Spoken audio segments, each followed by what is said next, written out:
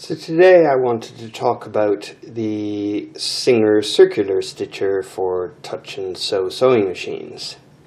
So there's the contraption, complete with tack cap around which the fabric goes, the body and everything. It's quite a nice little contraption, the original screw for it.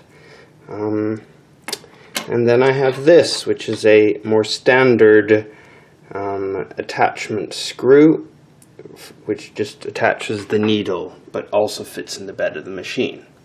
So the problem I found with this machine is this screw only fits the base of a touch and sew. So these holes on any other machine that I have, including the 401G, 411G, every machine I have, they're all a standard size, which is this.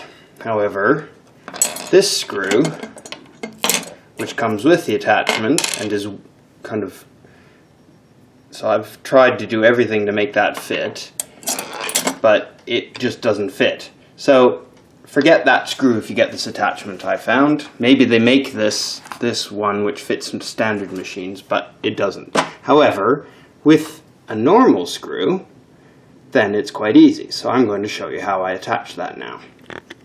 So off we go. So I'll move the box out of the way.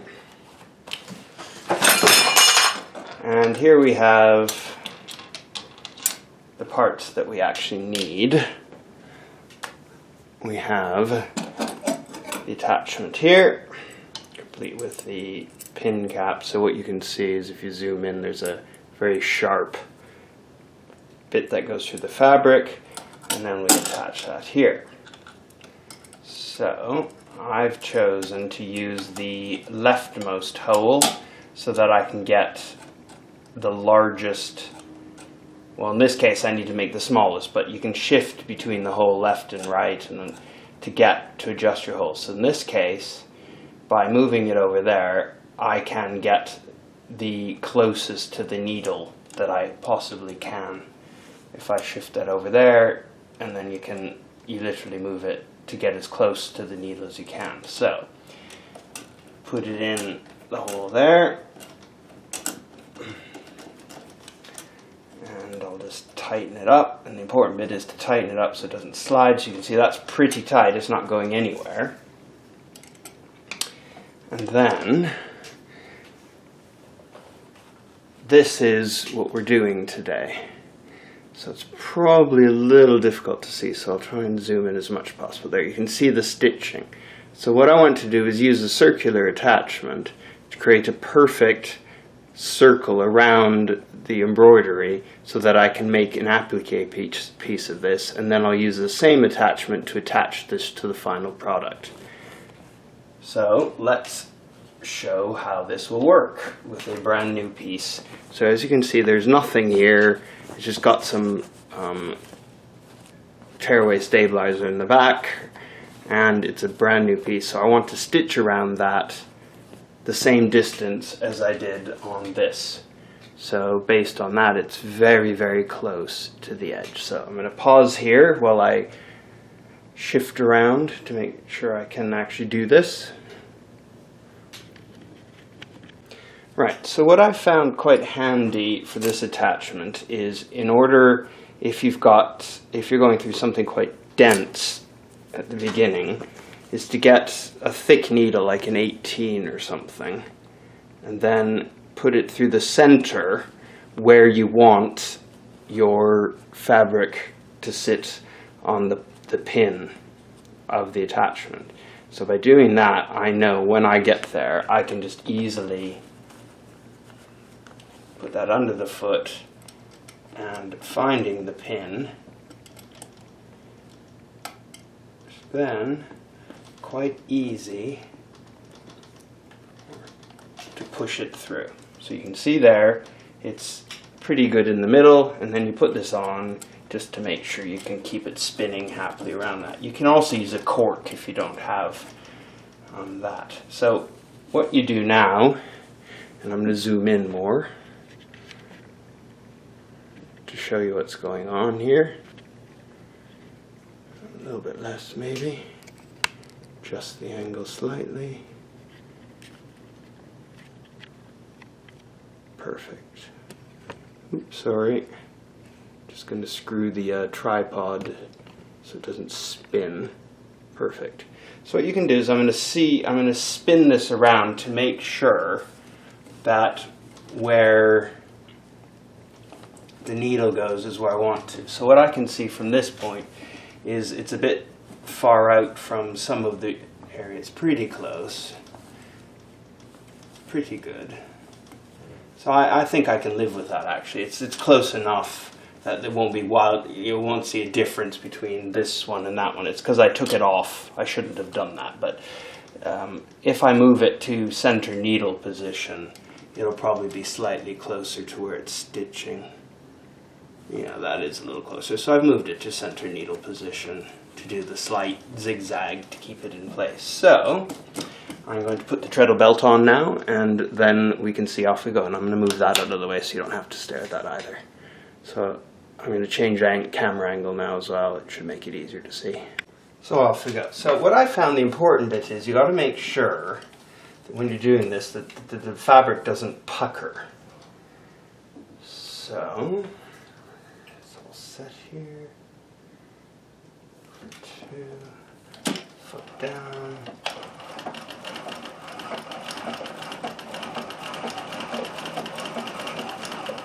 Make sure that fabric is good and flat so it doesn't pucker when you're restitching it.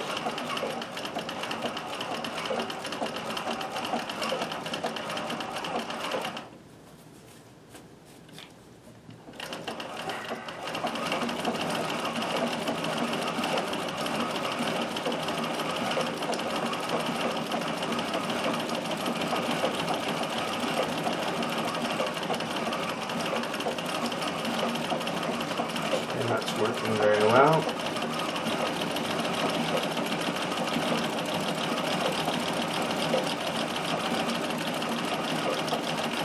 So what I know now is when I go to trim this, to make it my applique, I just trim just right at the edge of the zigzagging.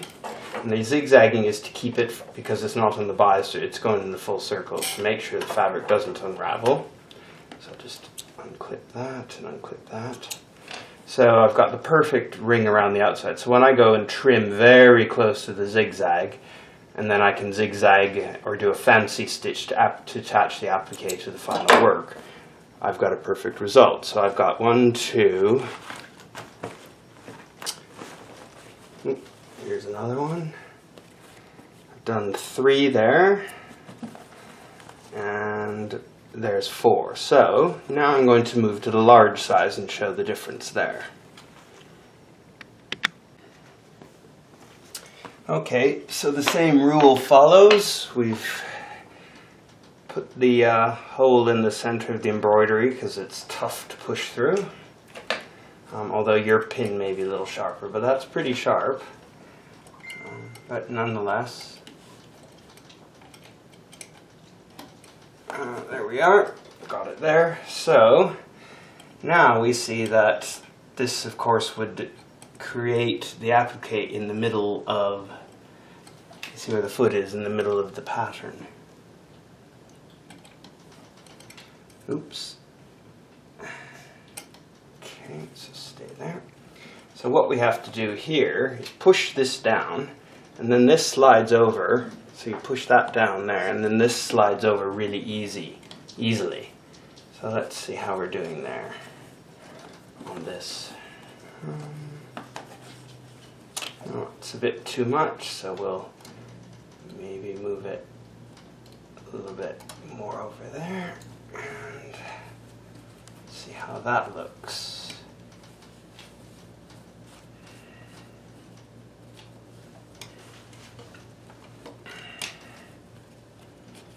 Stabilizers in the way a bit, but yeah, I think we're pretty good. Yeah, that looks pretty good.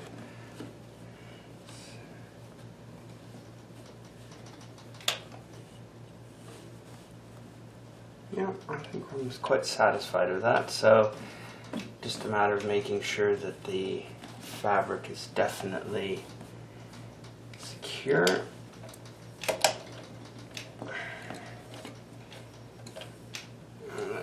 go.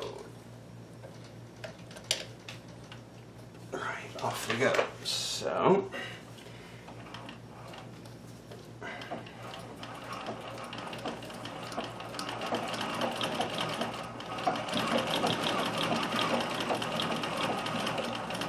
I'm just making sure the fabric doesn't pucker. As soon as you're going along now.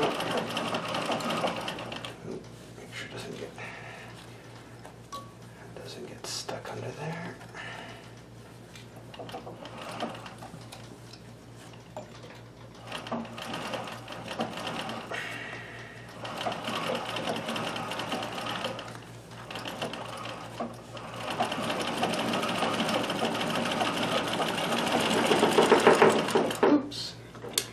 A little bit of thread stand vibration against the wall. Move this out of the way, maybe that'd be better.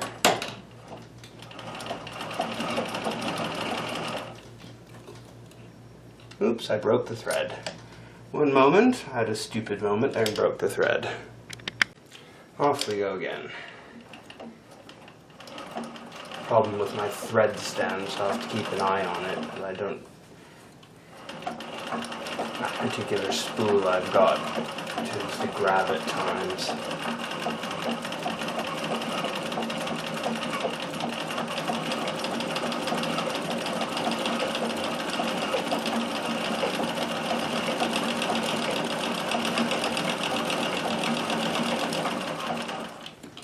So this is not 900% flat, so we need to monitor that.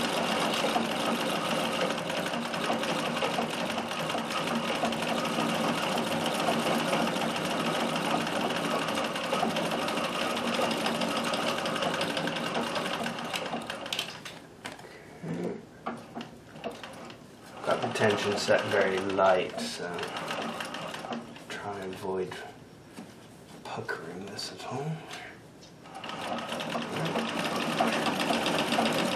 Yeah, so that didn't work quite so perfectly. I've got a pucker, so I will have to fix that.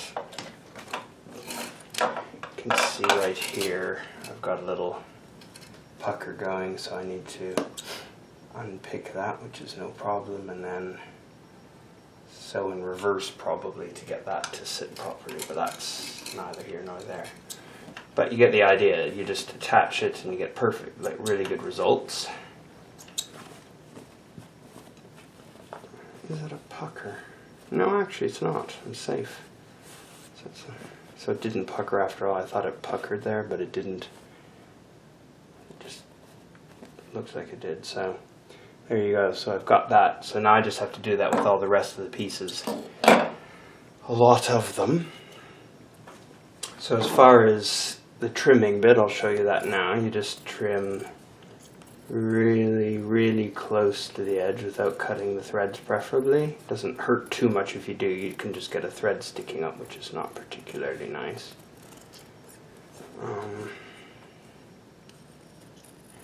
But what you want to do is, by using really small zigzag with the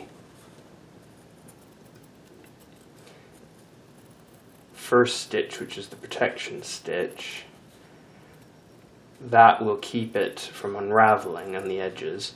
And the second time you go over, when you attach it to the actual end result, the end product, we'll just give it extra reinforcement and cover over what you've done there anyway. It'll use a decorative stitch or something. It'll just look like a heavier zigzag.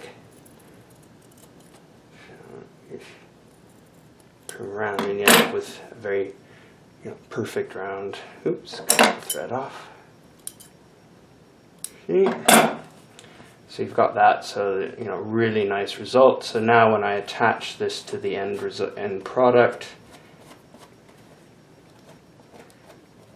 it'll be really, really nice. And so I just have to do that over and over and over with all the remaining pieces.